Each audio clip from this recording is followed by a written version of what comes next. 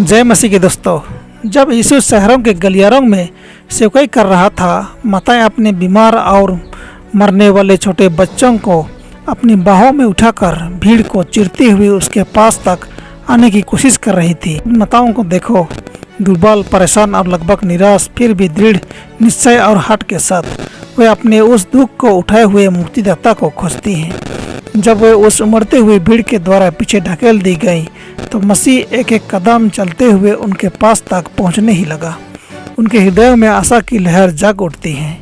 उसके ध्यान को अपनी ओर पाकर उनकी आंखों से आनंद के आंसू बहने लगते हैं, क्योंकि वे उसकी आंखों में दया और प्रेम की धारा बहते हुए देखती हैं।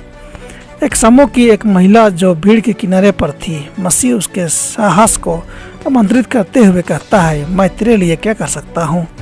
वह अपनी शिष्यों के द्वारा अपनी बड़ी आवश्यकता को बताती है, स्वामी, या कि तू मेरे बालक को चंगा कर दे।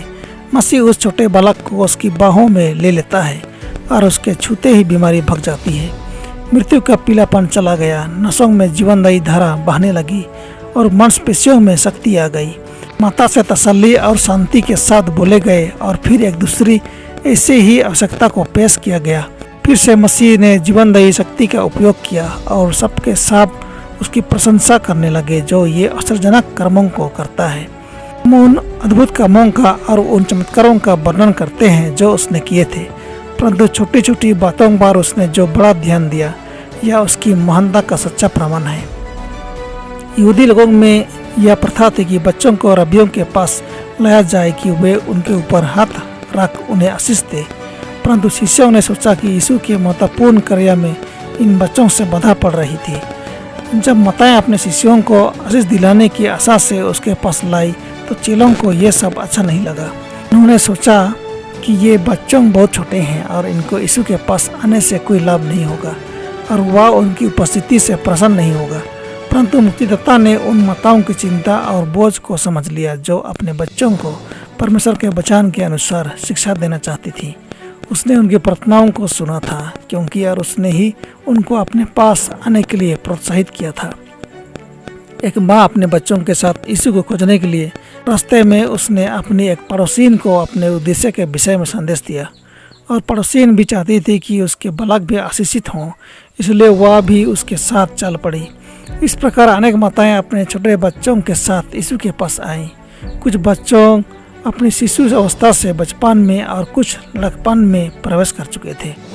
जब माताओं ने यीशु के सामने अपनी इच्छाओं को प्रकट किया तो यीशु ने सहानुभूति से उनकी भय आंसुओं से भरी विनती को सुना, परंतु वह यह देखने के लिए रुका रहा कि उसके चेले उनके साथ कैसा व्यवहार करते हैं।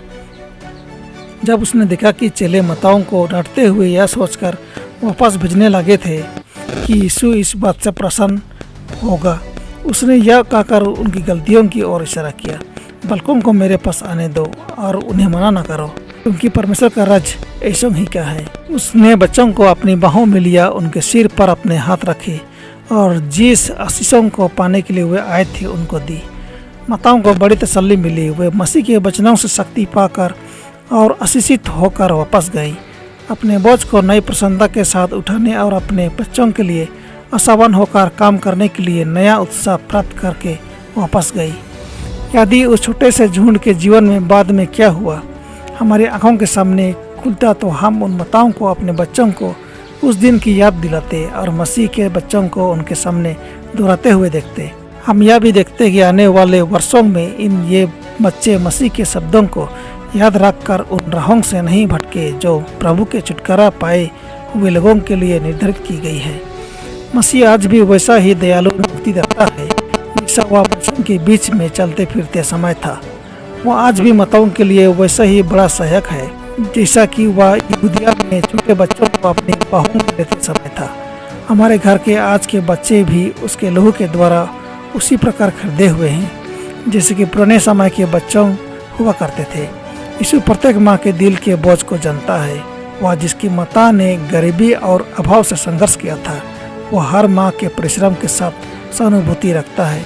वह जिसने कनानी स्त्री के चिंतित दिल को तसल्ली देने के लिए एक लंबी यात्रा तय की थी, वह आज की माताओं के लिए भी वैसा ही करेगा। जिसने नाइन नगर की विधवा के इकलौते बेटे को जीवित करके उसे वापस दिया। जिसने क्रूस के ऊपर अपने मानसिक वेदना के बीच अपनी माँ को याद रखा, वह आज भी माताओं की पीड़ाओं से पीड़ित होता है। प्रत्येक पीड़ा और हर एक ज़रूरत में वह सहायता करेगा और तसल्ली देगा।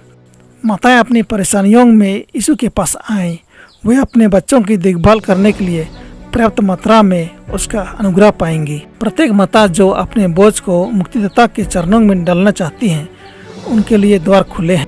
जिसने कहा, बालकों को मेरे पास आने दो और उन्हें मना न करो। वह अभी भी माताओं को अपने शिष्यों को लेकर उसके पास आने के लिए आमंत्रित करता है कि वे उसके द्वारा आशीष पाएं।